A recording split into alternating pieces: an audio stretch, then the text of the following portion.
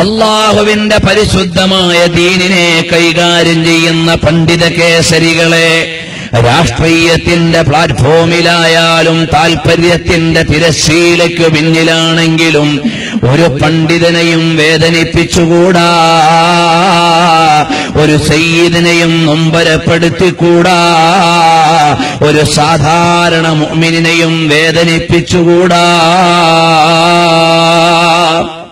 സാധാരണക്കാരെ വേദനിപ്പിക്കും പോലെയല്ല പണ്ഡിതന്മാരെ വേദനിപ്പിച്ചാൽ. കാരണം ഖുർആൻ അവിടുന്ന് പറയുന്നു, ഖുൽ ഹൽ യസ്തവില്ലദീന യഅലമൂന വല്ലദീന ലാ യഅലമൂൻ. അറിവുള്ളവരും അറിവില്ലാത്തവരും സമന്മാരല്ല. അറിവുള്ളവരെ പറയുന്നതും അറിവില്ലാത്തവരെ പറയുന്നതും ഒരുപോലെയല്ല.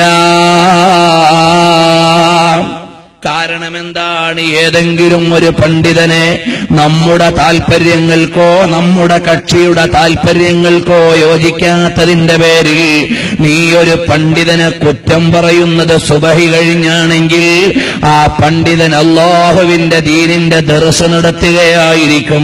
നിന്റെ പരദൂഷണം അല്ലാഹു പിടിക്കുകയില്ലേ? പാതിരാത്രിയാണൊരു പണ്ഡിതനെ കുറ്റം പറയുന്നതെങ്കിൽ നീ കുറ്റം പറയുന്ന സമയത്ത് ആ മനുഷ്യൻ മുസല്ലയിലായിരിക്കും. അല്ലാഹു ആരെയാണ് ഇഷ്ടപ്പെടുക സഹോദരാ? നീ ഒരു പണ്ഡിതനെ പരാതി പറയുന്ന നേരത്തെ ആ പണ്ഡിതൻ അനാഥ മക്കളുടെ സംരക്ഷണത്തിന് വേണ്ടി പരിശ്രമിക്കുകയായിരിക്കും. കുറ്റം പറഞ്ഞ നീ പ്രതിക്കൂട്ടിലാവുകയല്ലാതെ പണ്ഡിതന് പ്രശ്നമുണ്ടോ? ഇല്ല. അതുപോലെ നീ എവിടെങ്കിലും ഇരുന്നു കൊണ്ട് ആലിമീങ്ങളെ സ്വാലിഹീങ്ങളെ അറിയാതെ ആരോപണങ്ങളോ വിവരമില്ലാതെ കുറ്റങ്ങളോ പറഞ്ഞുകൊണ്ടിരിക്കുന്ന സമയം മുഴുവനും അവരല്ലാഹുവിന്റെ ദീനിന്റെ സേവനപാതയിലാണ്. നിനക്ക് പണ്ടേ തന്നെ അമലുകളില്ല, ഉള്ളതുപോലും നഷ്ടപ്പെടുത്തുകയല്ലാതെ സാധാരണക്കാരായ മുസ്ലിങ്ങളെ നമ്മുടെ കയ്യിൽ വല്ലതുമുണ്ടോ? സുബഹി നിസ്കാരം കഴിഞ്ഞ് സാധാരണ കൂടുന്ന ചായക്കടയിലിരുന്ന് നീ ആലിമീങ്ങളെ എന്തെങ്കിലും പറഞ്ഞാൽ ആ സമയത്ത് നീ നെഞ്ചത്ത് കൈവച്ചുകൊണ്ടൊന്ന് ആലോചിക്കണം.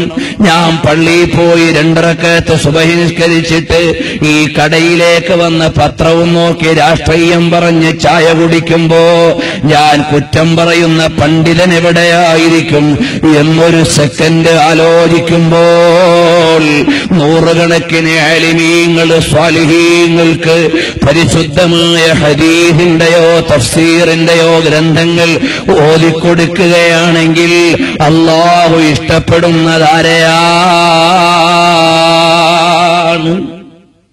സഹോദരാ, അങ്ങനെയുള്ള വകതിരിവെങ്കിലും എനിക്കും നിങ്ങൾക്കും വേണം. നമ്മളിവിടെ ഒരുമിച്ച് കൂടുന്ന സമയത്തു തന്നെ എത്രയോ നല്ല മനുഷ്യന്മാര് മുസല്ലയിൽ ഇരുന്ന് നിസ്കരിക്കുകയാണ്. എത്രയോ ആളുകൾ പള്ളിയിൽ ഇരുന്നു കൊണ്ട് ഇഅ്തികാഫിരുന്ന ആരാധനയിലാണ്. എത്രയോ ആളുകൾ തസ്ബീഹ്മാല ഉപയോഗിച്ചോ അല്ലാതെയോ ദിക്റുകളിലാണ്. അതിനേക്കാൾ വലിയ വലിയ സേവനങ്ങൾ ചെയ്യുന്ന ആളുകൾ നമ്മൾ കുറ്റം പറയുന്നവരിൽ പെട്ടുപോയാൽ നമ്മൾ പ്രതിക്കൂട്ടിലായി എന്നല്ലാതെ അവർക്കൊന്നും വരാനില്ല. അതുകൊണ്ടാണ് ബഹുമാനപ്പെട്ട ഇമാമീങ്ങളെ മുഴുവനും അവരവരുടെ കാലഘട്ടങ്ങളിൽ വിമർശനത്തിന്റെ തീജ്വാലയിലൂടെ കടന്നുപോയിട്ടും പിൽക്കാല ചരിത്രം അവരുടെ വിമർശനം അടയാളപ്പെടുത്തിയില്ല. ശാഫി ഇമാം റളിയല്ലാഹു അൻഹു പള്ളിയിൽ ഇരുന്നു കൊണ്ട് ആരാധന ചെയ്തപ്പോഴാണ് ശാഫി ഇമാമിന്റെ വിരോധികൾ തെരുവിൽ മുദ്രാവാക്യം മുഴക്കിയത്. മുദ്രാവാക്യം മുഴക്കിയ തെരുവ് ദണ്ഡികളെ ലോകത്തിനറിയില്ല. പക്ഷേ ശാഫി ഇമാമിനെ ലോകം ഹൃദയത്തിൽ ഏറ്റെടുത്തുപോയി.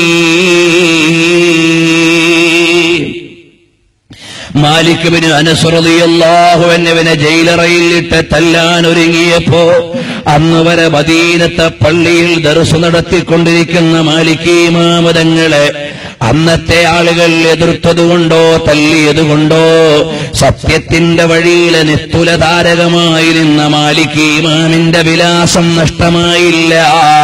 എതിരാളികളെ ചരിത്രത്തിന് വേണ്ടേ വേണ്ട. അബൂ ഹനീഫ ഇമാം റളിയല്ലാഹു അൻഹു കനൽപദത്തിലൂടെ കാൽപാദമൂന്നിയിട്ട് വേദന സഹിച്ച് ആദർശത്തിന് വേണ്ടി പടവുകൾ മുന്നോട്ട് വെച്ച് അതിജയിച്ച് കോടാനകോടി വരുന്ന വിശ്വാസി മാനസങ്ങളുടെ അകത്തളങ്ങളിൽ സ്ഥിരപ്രതിഷ്ഠ നേടിയപ്പോൾ എതിരാളികളെ ചരിത്രത്തിന് വേണ്ടി വന്നില്ല.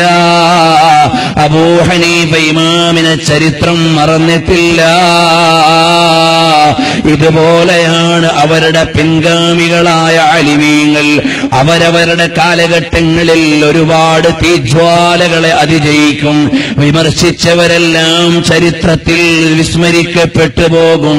സത്യസന്ധമായി നിലകൊണ്ട അലിമീങ്ങളെ നാളത്തെ ചരിത്രമടക്കം വാഴ്ത്തിയിട്ട് അല്ലാഹുവിന്റെ കോടതിയിൽ ഹബീബ് മുഹമ്മദ് മുസ്തഫ സല്ലല്ലാഹു അലൈഹി വസല്ലം തങ്ങളുടെ തിരുസന്നിധിയിലേക്ക് അവര് ആനയിക്കപ്പെടും. സഹോദരാ, അതുകൊണ്ട് നീ നിന്റെ അമലുകൾ നഷ്ടപ്പെടുത്തിക്കൂടാ.